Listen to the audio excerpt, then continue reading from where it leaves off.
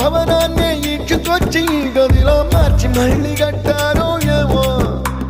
మాయజాలము తెలుసు మంత్రగారడి తెలుసు రెంటి కన్న ఇది ఇంకోటేమో నీలాకాశం నేలాకొస్తే ఇట్టాగే ఉంటాదో ఏమో ఈ సంతోషం దాచాలంటే హృదయాలు ఓ వంద కావాలేమో ఇంతందంగా ఉంటుందా